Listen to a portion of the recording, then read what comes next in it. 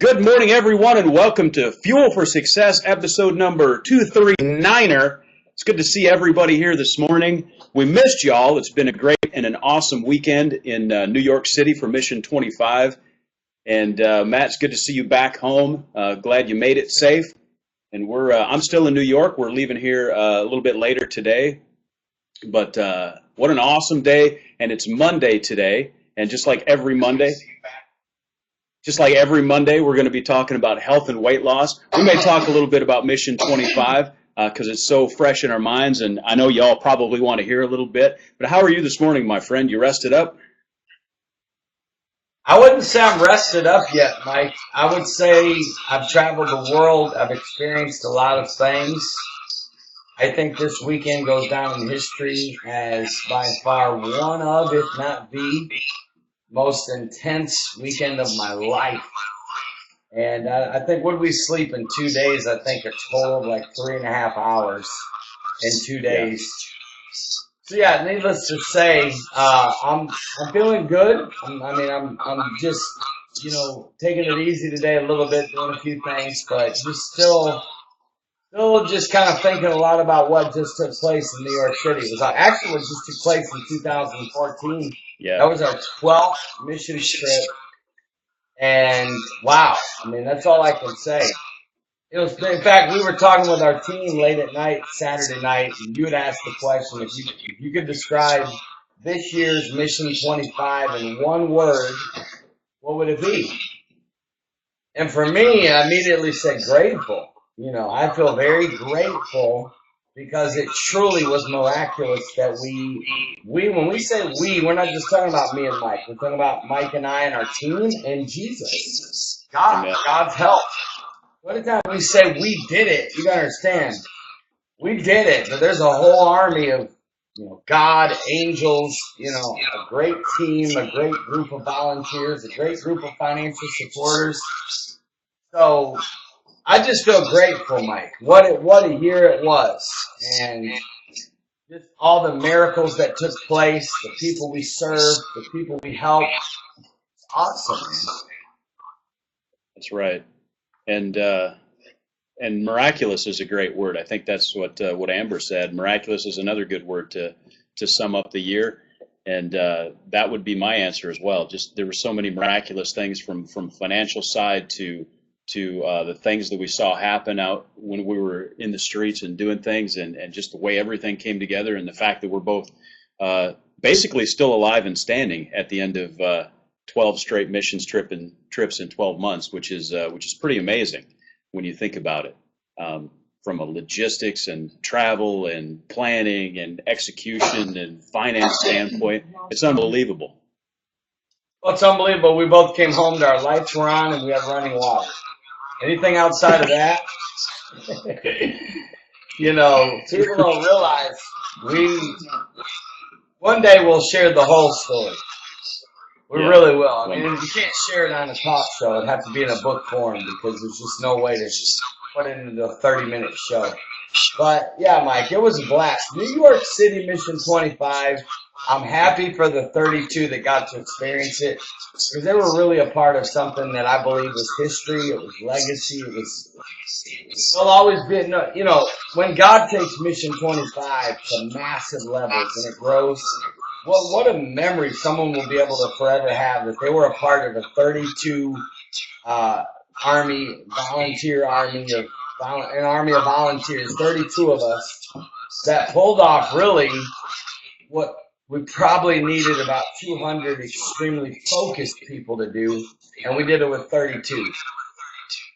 Miraculous. That's the truth. Hey, you mentioned sort of the intensity of the weekend, and I have a question for you, and we've talked about subjects around this, but since we're looking at health and weight loss, hey, by the way, anybody that's watching live, if you got a question for us, go ahead and ask. You can also text us 727-341-5599. Ask any question you want, or you can even email me personally, Mike@mattmaddox.com. We'll get your question on. Just any question you have. Of course, today we're talking a little bit about health and weight loss. What's your recovery like from an intense weekend like this? what do you focus on when you get home? I mean, we've been literally abusing our bodies. No sleep. We walked 8 or 10 miles in the rain, in the cold, and like 40 degrees.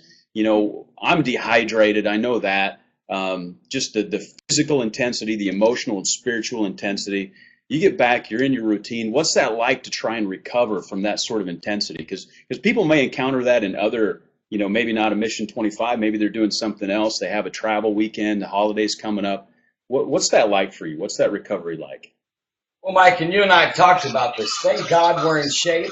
Thank God we work out every day. So it does make it a little bit easier.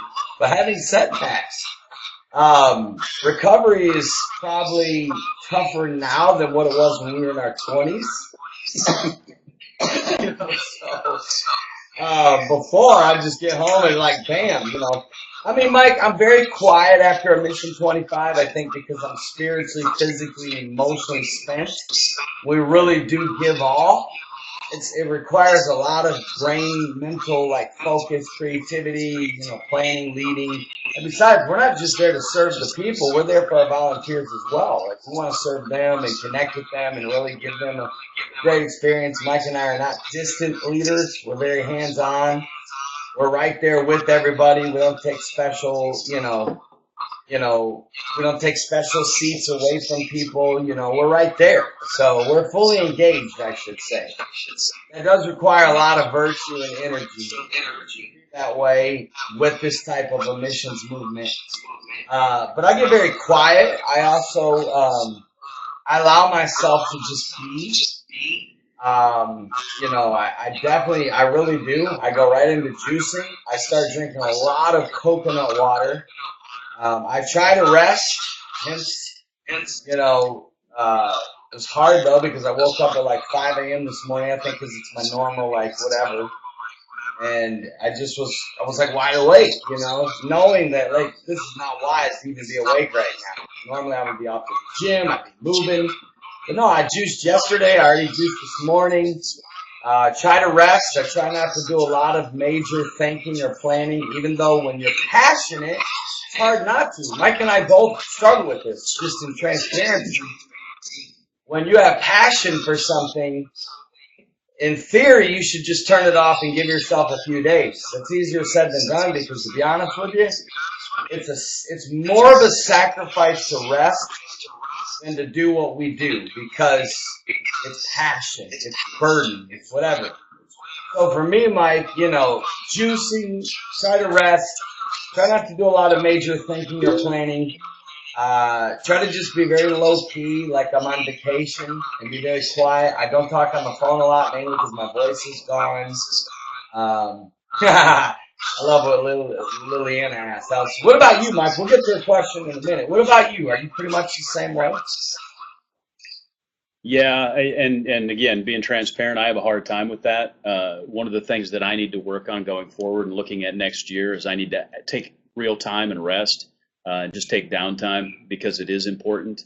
I'm at the end of 12 straight missions trips in 12 months. I can tell that my body is wore down from the experience. I can tell that my body really needs rest. And so to take a couple of days and really rest and not do very much is, I think, important.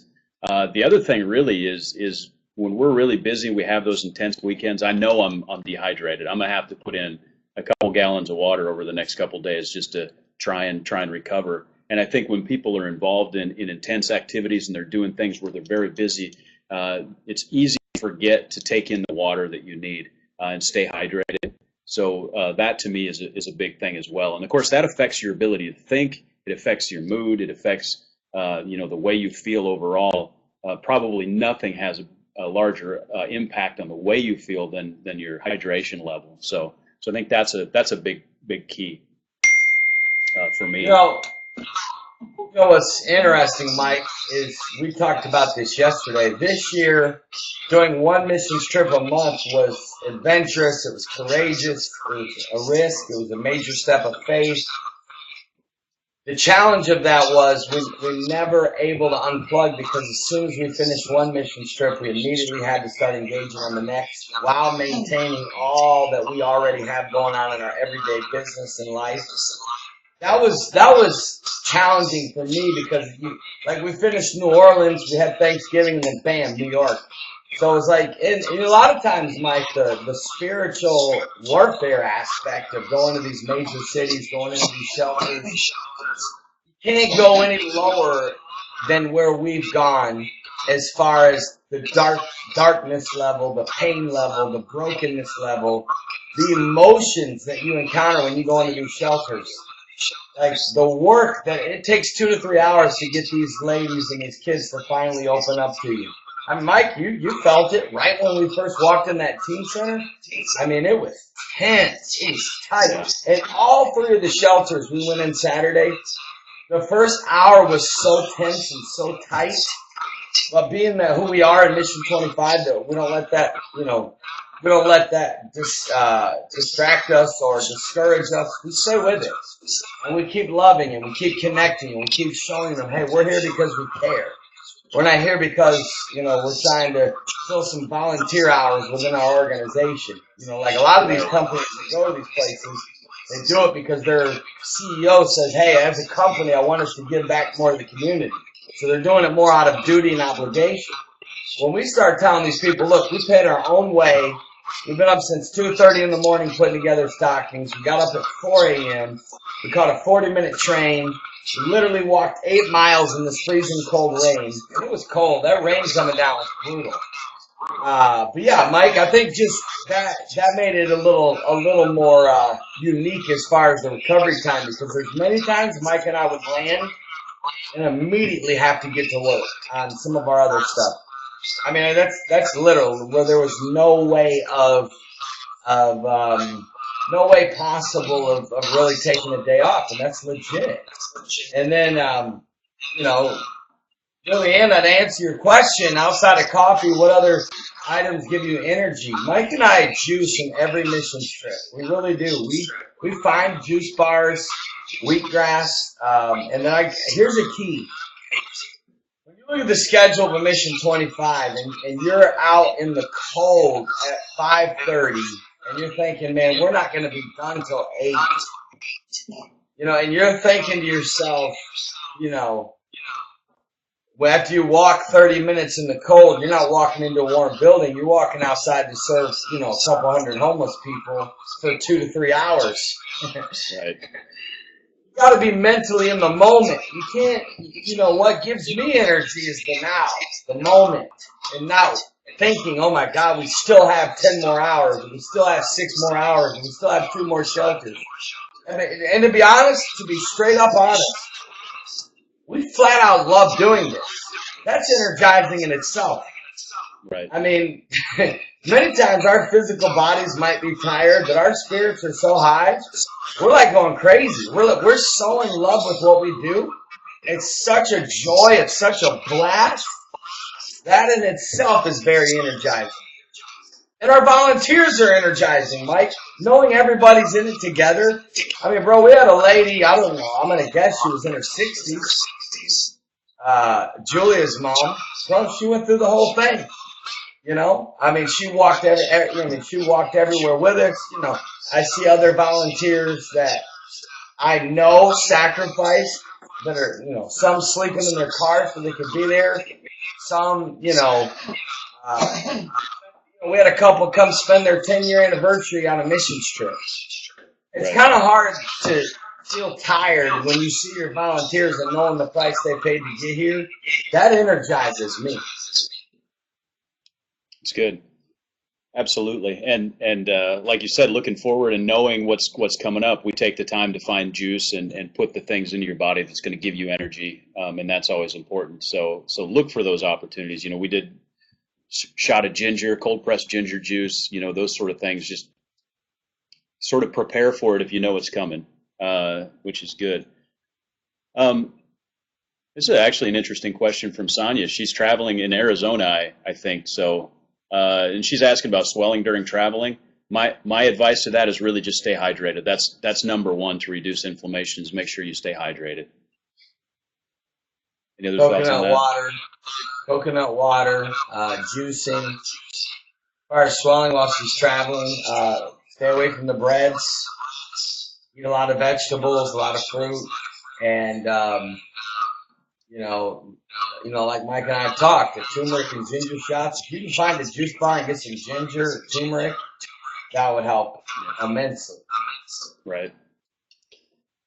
That's good. Hey, you want to cover a little bit of we talked a little bit about how much we traveled and walked and all that on Saturday, and what's interesting about that from a stress level and an attention standpoint. I'll tell you, one of the most kind of jumps out at me from Saturday when we were serving in New York City. What was amazing is we did the entire mission trip all across Manhattan on public transit, and so as a group, other than we had two vehicles, Jason and Michael both drove because we had so many supplies. We had 100 coats to give away. We had 500 cups of Starbucks coffee. We had 700 Christmas stockings. So it was just not logistically reasonable for us to carry those all around Manhattan. So they drove their vehicles, which was difficult for them, of course, and challenging. But the rest of us literally took public transit all around the city. We walked, took the subway, stayed together, and you know what? As far as I know, we didn't ever lose anybody. So that was amazing. And what an experience! What an intensity, really. That was crazy.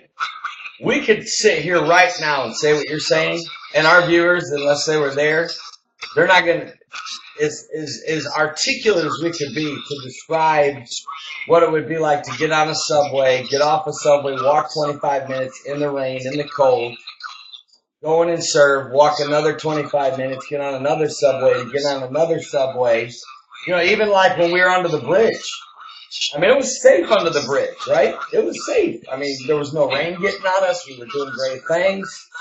And we called everyone together and said, hey, you're on a missions trip. It's too easy under this bridge. There's more homeless people out here where there's no bridge. It's raining. And instead of staying under the bridge, we went down to where the other homeless were in the cold rain and just stayed out there and started serving. And it was awesome. It was intense. But you're right, Mike. I love the train ride together with everyone. Just like everyone trying to get 32 people on one subway and make sure everyone gets on. I mean, we were so packed. I mean, it felt like we were in Asia, man. We had elbows in our face. It's like, how many subways? I'm not kidding. And then to try to communicate while you're like this to everybody, hey, we get off here. You know what I'm saying? Like, This is our stop. It was awesome. Everybody off the train. What's that? Yeah, it was, I said, yeah, this is our stop. Everybody get off the train. And trying to figure out, and of course, none of us are really, like from Manhattan, so we don't travel the subway all the time. And so, thank God that New Yorkers are actually friendly people. You just ask them and they'll help you out. Like, oh yeah, you want to take the 5 train downtown and then transfer to the 7, whatever. And so that's always interesting. And of course, gives you an opportunity to connect. Well, and then everybody, jumping in cabs. I mean, that's just the whole New York. I mean, come on. Everybody just, we finished serving the homeless. Everybody jumped into a cab. We cabbed down to the next homeless shelter. And, actually, that was the homeless teen moms. They were teenage moms and their kids. That was awesome. It really was awesome because, Mike, the energy in the room, it's almost like sometimes you just want to stand back and just look around and watch for a minute because there's so much energy and connection. It's like kids are laughing. Some of our volunteers are playing trucks and cars with the kids, and over here you got moms crying as they're telling their story to one of our volunteers. You look over to your right, you got another volunteer praying with somebody. You look over and another volunteer's laughing with another homeless teen mom. Then you got over here volunteers, sitting there passing out donuts to the moms. And there's so much happening in the room. Literally, it's almost like you're like a ghost. Like you just like watch. Even like, it's just so cool. Even when I like video sometimes, and I go back and watch the video later, like, the video I posted yesterday of that teenage girl, which I hope all of you watched it. It's on my Facebook and Twitter. It's on our YouTube. Like, if you'll listen in the background, it's almost like, everybody was talking because every one of our volunteers were talking to teenagers, laughing, connecting, crying, praying. listening to stories, it was awesome. Mike, we gotta share the Shake Shack experience, man. From your angle in your mind, describe the Shake Shack experience, man. Well, hey, first of all, to experience Shake Shack in Times Square, when it's slow there, you have to like push your way through to get up to order, and then the whole thing, the energy and the intensity of Shake Shack itself in that area is pretty intense, anyways. But when we were with the teenage at the teenage shelter, the homeless teens, and all of our volunteers just said, "Hey, you want to go to lunch with us?" and personally invited them. And that whole experience, I mean, we had to stand in line out. We walked, 15 minutes in the cold rain, stood outside in the rain to get in. But once we got in, everybody's packed in this restaurant. It's loud. There's energy.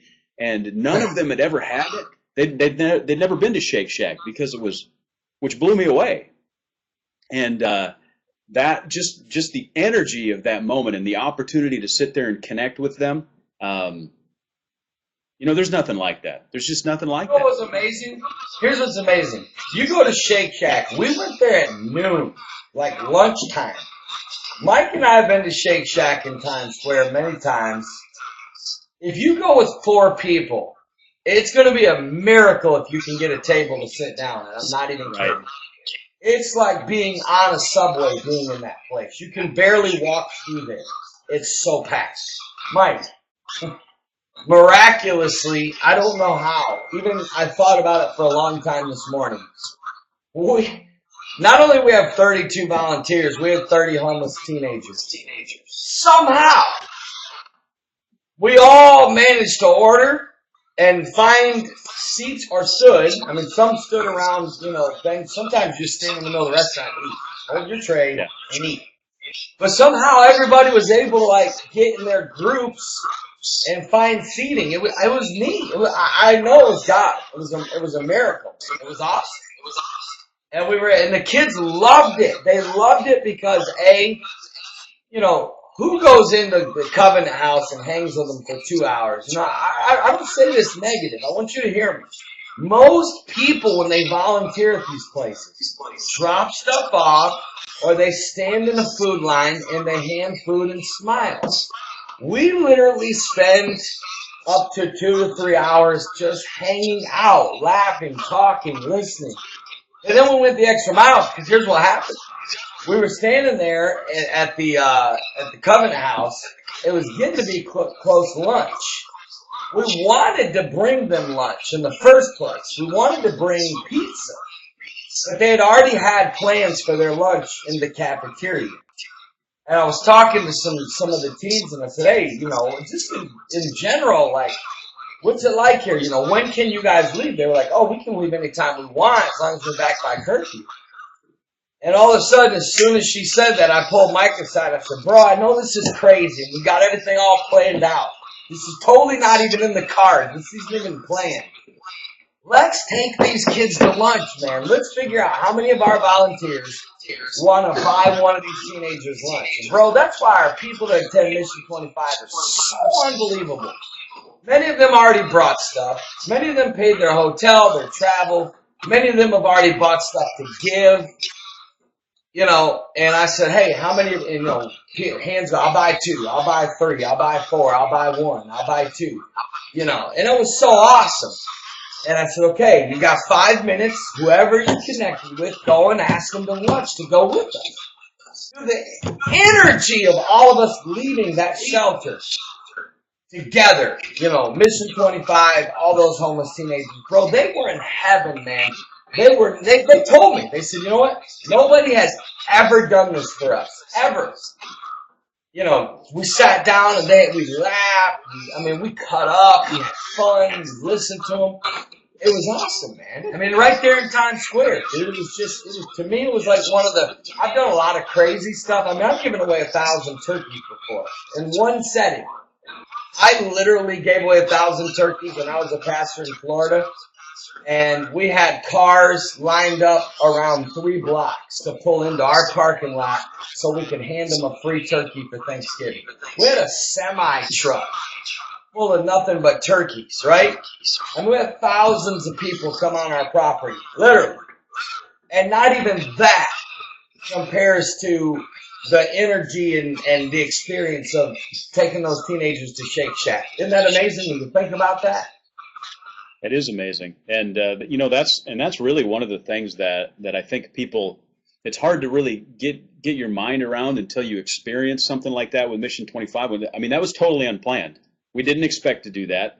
We made the decision in 5 minutes. People reacted. Our volunteers responded, said, "Yeah, let's do it." And of course, when you asked me the question, I was really surprised. No, I wasn't. And because sometimes we get a little dynamic. And we'll roll with it, but sometimes there's a need, and the best way is just to respond.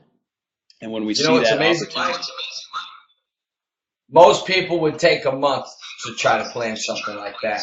And once we made the decision, we're like, let's do it. We were having a hard time finding a place. Both of us were on Yelp, and Carol comes walking up. She goes, "There's a Shake Shack less than a mile away." And I was like, "Bam! That's it. We're taking them to Shake Shack." And they loved it. How can you beat Shake Shack? I mean, yeah, it was good. That was amazing.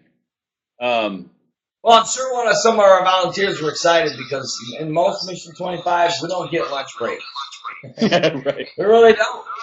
We probably wouldn't have had one that day. I told them, I said, if on the way walking to one of our places and you see one of these pizza things that sell pizza by the slice, grab one on your way. That's your best luck of eating today.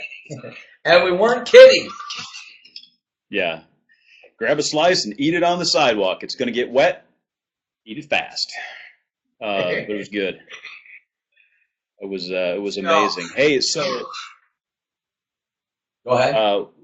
One other thing that jumps out at you. Give me one more highlight from Mission 25, New York City, that just stands out in your mind. I know the experience with Shake Shack was one of the most dynamic and exciting experiences of the whole year, for sure. One other thing yeah. 700 stockings homemade by two girls who stayed up 4 nights in a row. They worked 2 weeks on it, but it was getting down to the deadline because they flew these stockings to us. They worked all night, 4 nights to make it happen.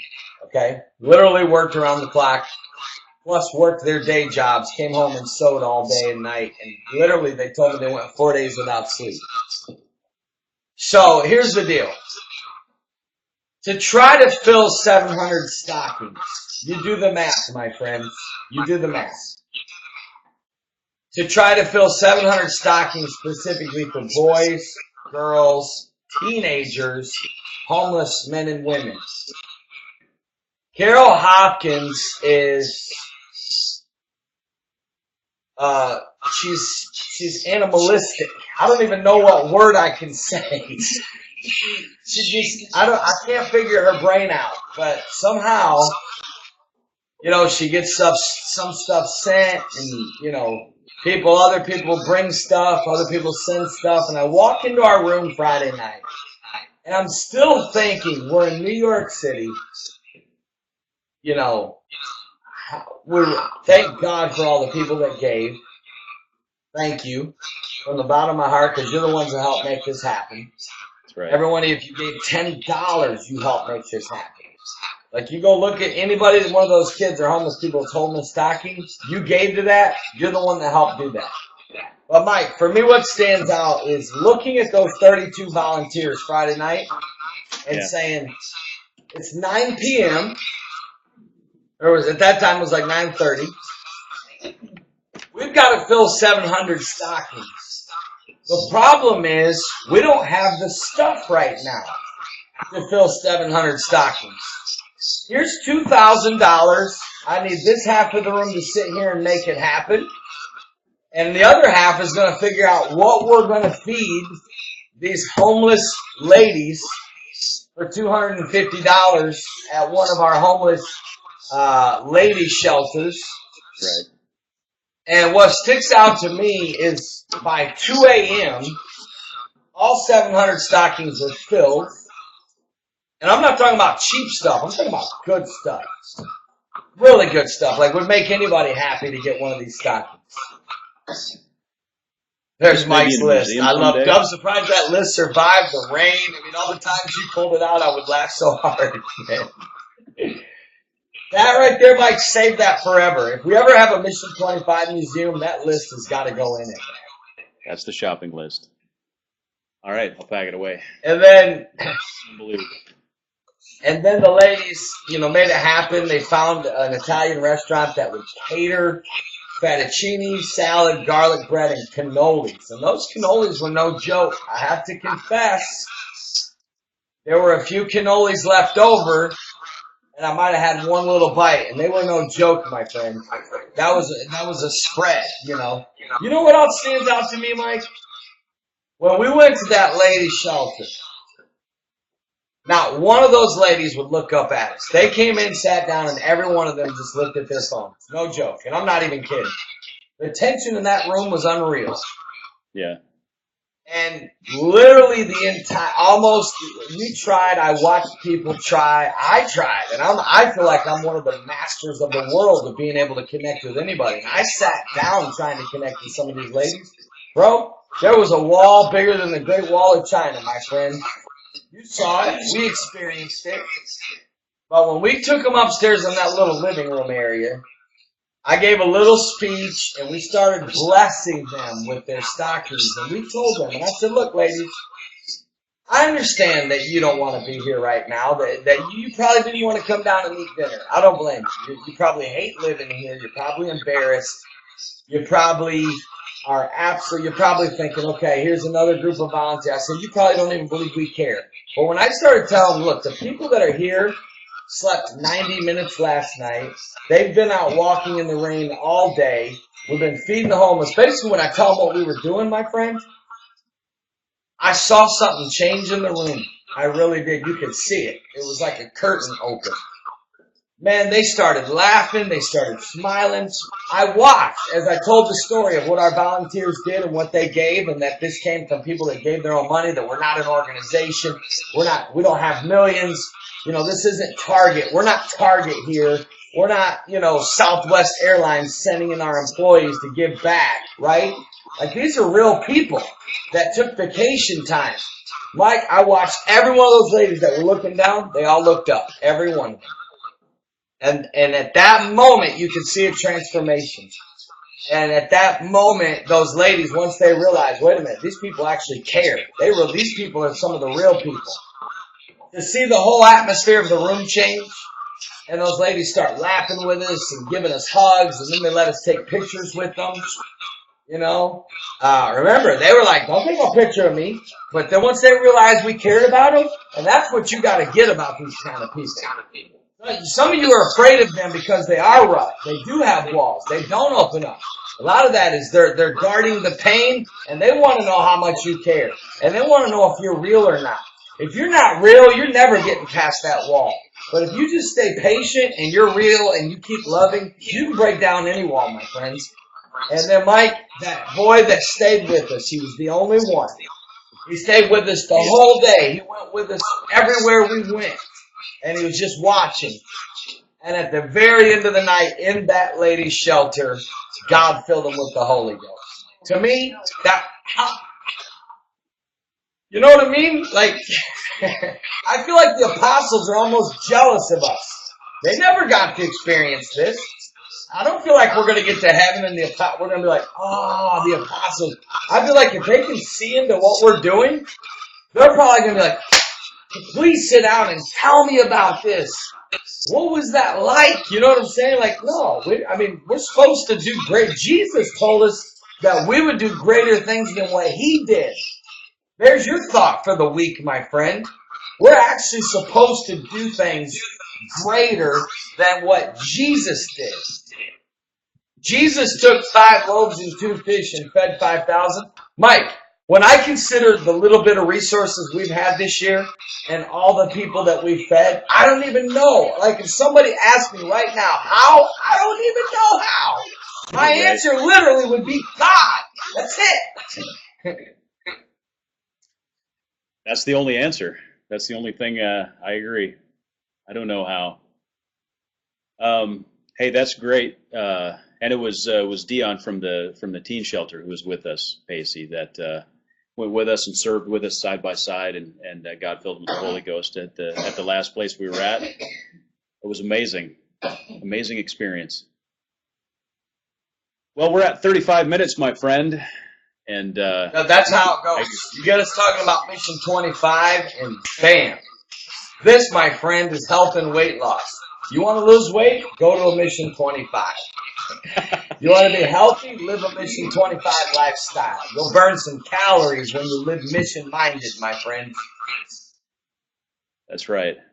Well, get some rest, my friend. We'll see everybody tomorrow. Tomorrow morning at 9:30 Eastern Standard Time for Fuel for Success. We'll be back on target, my friends. God bless y'all. Make the most of your Monday, and we'll see you tomorrow. Love y'all.